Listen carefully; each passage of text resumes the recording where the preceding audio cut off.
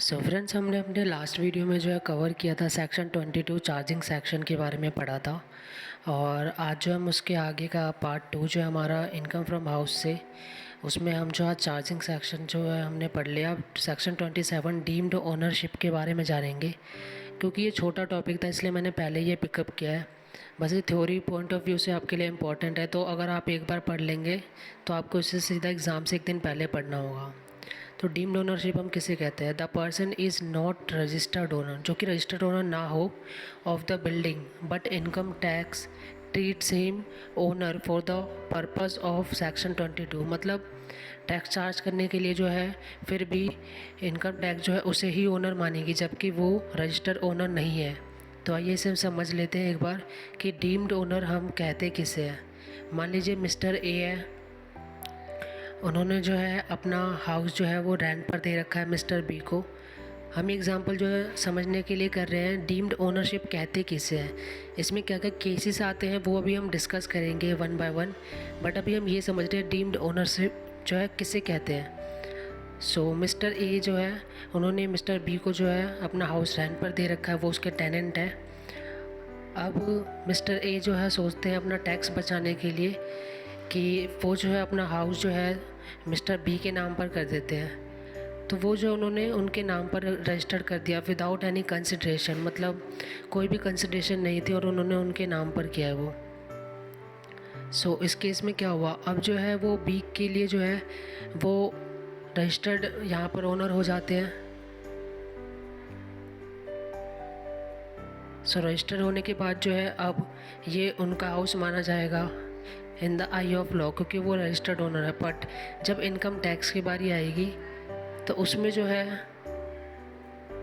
वो ए के पास ही आएंगे, मिस्टर ए के पास, क्योंकि उन्होंने जब उसे हाउस दिया तो विदाउट एनी कंसिडरेशन, मतलब उसके लिए कुछ ऐसा सम नहीं लिया जिसमें कि ये दिखे कि उन्होंने अपना हाउस जो है उन्हें बेचा हो किसी एक पर्टिकुलर कंसिडरेशन अमाउंट के लिए।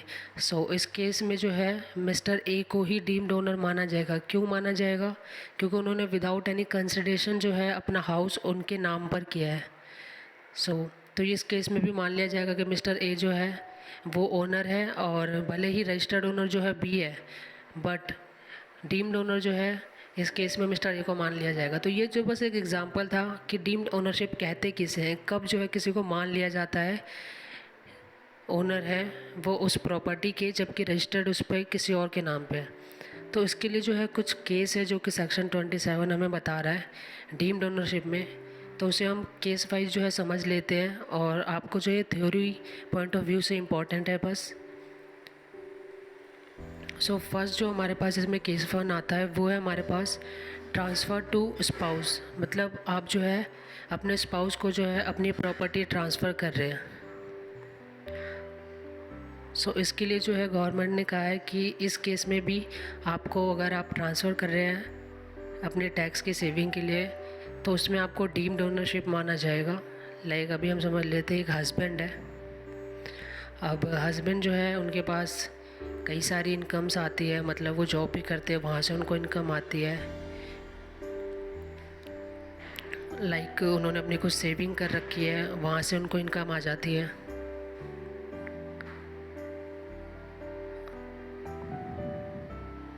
मान लेते हैं इसमें उनकी इनकम जो है 20 लाख उनकी इनकम है एनुअली, और वो सेविंग भी उन्होंने कर रखी है 4 to 5 लाख के करीब। और उन्हें हाउस है उनके पास जो उन्होंने रेंट पर दे रखा, उनसे भी उन्हें 3 लाख पर मंथ आ जाता है। तो अब जितनी ज़्यादा इनकम होगी उतनी ही ज़्यादा टैक्स पे करना होगा। तो अब उन्होंने क्या किया कि सेव करने के लिए टैक्स को, उन्होंने अपना हाउस जो है हस्बैंड ने अपनी वाइफ के नाम पर रजिस्टर कर दिया। तो अब जो रेंट मिलता था, जो टेनेंट था वो अब उनकी वाइफ के लिए जो है चेक देता था रेंट का। इस केस में जो है उसने, हस्बैंड ने अपना टैक्स बचाने के लिए अपनी वाइफ को जो है ओनर बना दिया ताकि वो टैक्स सेव कर सके। बट जब गवर्नमेंट आएगी टैक्स लेने तो वो जो है हस्बैंड को ही डीम्ड ओनर मानेगी इस केस में भी, जबकि रजिस्टर्ड ओनर जो है यहाँ पर अब वाइफ है। रेंट जो है अब वाइफ को रिसीव हो रहा है, बट फिर भी जब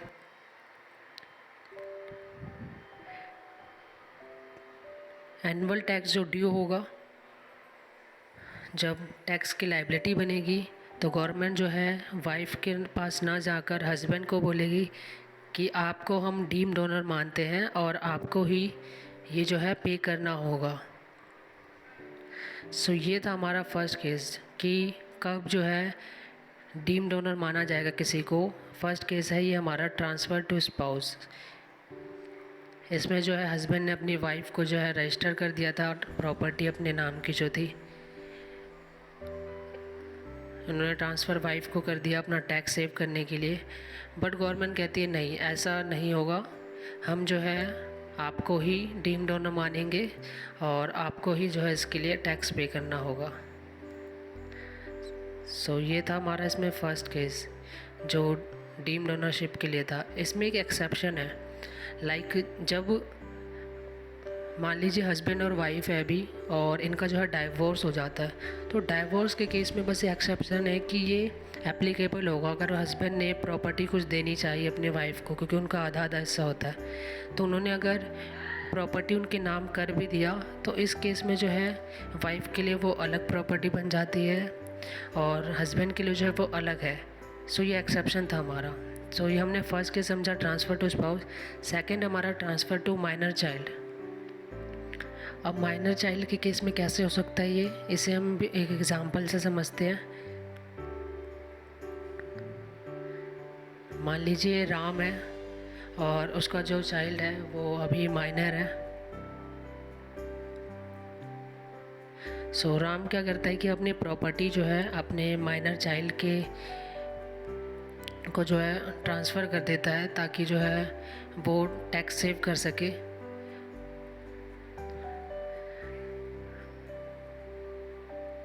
बट जब गवर्नमेंट जो आती है वो यही कहती है कि भले ही आपने उसे अपने जो है बच्चे के नाम पर जो है माइनर चाइल्ड जो है उनके नाम पर ट्रांसफ़र किया, बट हम जो है आपको ही डीम डोनर मानेंगे इस केस में अगर आपने अपनी प्रॉपर्टी को जो है अपने माइनर चाइल्ड के नाम पर ट्रांसफ़र किया हुआ है। सो ये थ्योरी पॉइंट ऑफ व्यू से है, आप बस एक बार इसे रीड कर लेंगे तो आपको ये बहुत इजीली समझ आ जाएगा। एक बार अभी वीडियो में देखने के बाद आप सीधा एक बार एग्ज़ाम से पहले एक बार इसको रिवाइज़ कर लेंगे तो आपको जो है इसमें अलग से टाइम देने की ज़रूरत नहीं होगी। लास्ट हमारा इसमें थर्ड जो है होल्डर ऑफ इम्पार्टिबल स्टेट। ये इसका क्या मतलब होता है ये समझते हैं।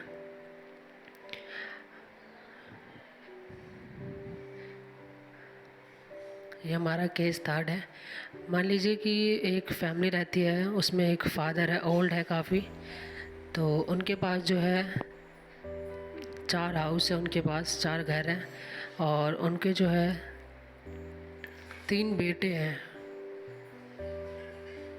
सो अब जो है वो अपने 3 बेटों को जो है 4 नहीं 3 उनके सन्स हैं, तो वो 3 जो उनके सन्स हैं वो सबको जो है एक एक हाउस दे देता है कि मान लीजिए मिस्टर ए को जो है एक हाउस दे दिया, मिस्टर बी को जो है दूसरा घर उन्होंने उनके नाम रजिस्टर कर दिया और मिस्टर सी को जो है तीसरा घर दे दिया। अब उन्होंने एक घर ऐसा छोड़ दिया जिसमें जो है उन्होंने कहा कि मेरे जाने के बाद ये लड़ाई झगड़े ना करे, इसलिए एक घर ऐसा कर दिया, इम्पार्टिबल स्टेट बना दिया। मतलब कि उन्होंने तीनों के ही नाम पर किया जिससे कि वो अलग ना रहे, भले ही इस घर की वजह से, बट वो साथ रहे इन फ्यूचर। सो अब जो है जब उन्होंने अपने अपने घर में रहे, इसको अगर रेंट पे लगा दिया आगे या फिर नहीं भी लगाया तो उनके पास अपना घर था तो दूसरे घर को लेट आउट मान लिया जाता है। तो अब जो है टैक्स लायबिलिटी ड्यू हुई तो गवर्नमेंट इनके पास आई, ए के पास, बी के पास। तो उसने कहा कि आप सी से लो, सी ओनर है, बी ने कहा ए से लीजिए, ए ओनर है। सो इस केस में गवर्नमेंट ने क्या किया कि इसके लिए रूल बना दिया कि जो भी फादर ने डिसाइड किया होगा कि इसका केयर टेकर होगा या जो इस घर को संभालता होगा, जिसने देखभाल करने की जिम्मेदारी अपने ऊपर ले रखी होगी। तो मान लीजिए इस केस में अगर फादर ने कह दिया था कि ए जो है यहाँ का केयर टेकर है, वही जो है देखभाल करेगा इस घर की, तो इस केस में डीम डोनर जो है ए को मान लिया जाएगा जो यहाँ का केयर टेकर होगा। सो ये था हमारा इम्पार्टिबल स्टेट का एग्ज़ाम्पल। सो केयर टेकर जो है ये यहाँ पर डीम्ड ओनरशिप इसकी मान ली जाएगी।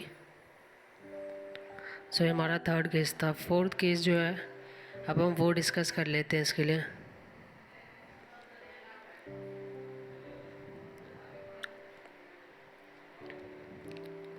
सो फोर्थ केस है हमारा मेंबर ऑफ कोऑपरेटिव सोसाइटी।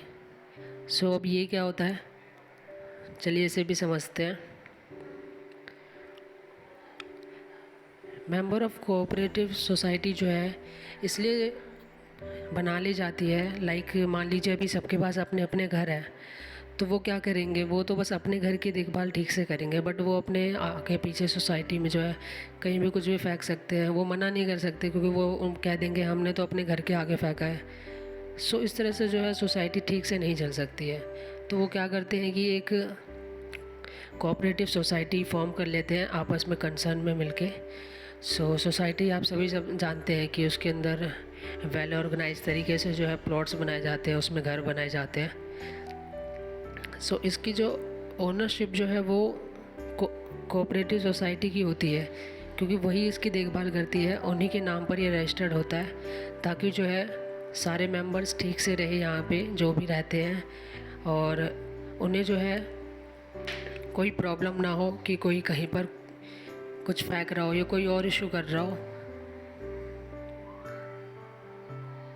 इस केस में जो है यहाँ पर रजिस्टर्ड ओनर जो है वो तो कोऑपरेटिव सोसाइटी है, बट जब यहाँ पर टैक्स अगर ड्यू होता है इनका और गवर्नमेंट जो है इनके पास आती है, जो यहाँ पर ये अलॉटी है,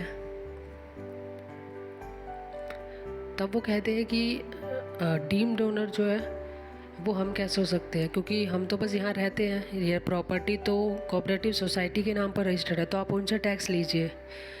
बट गवर्नमेंट कहती है नहीं, ऐसा नहीं होगा। भले ही कागज़ों पर उनका नाम है कि वो यहाँ पर रजिस्टर्ड ओनर है, बट मेन ओनर तो आप ही है, घर तो ये आप ही का है। तो जो अलॉटी होते हैं इस केस में उन्हें जो है डीम्ड ओनर मान लिया जाता है। भले ही उनका नाम कागज़ पर नहीं है registered as a owner, but उन्हें ही ओनर माना जाता है। कागज़ पर भले ही इसमें कोऑपरेटिव सोसाइटी का नाम है, बट जो है रियल ओनर जो है वो उस घर का मालिक वही अलॉटी है जिसको वो घर अलॉट हुआ है। ये था हमारा मेंबर ऑफ कोऑपरेटिव सोसाइटी हो तब जो है डीम्ड ओनरशिप मानी जाती है कैसे। अब हमारा लास्ट जो है केस 5 है, उसमें हम देख लेते हैं।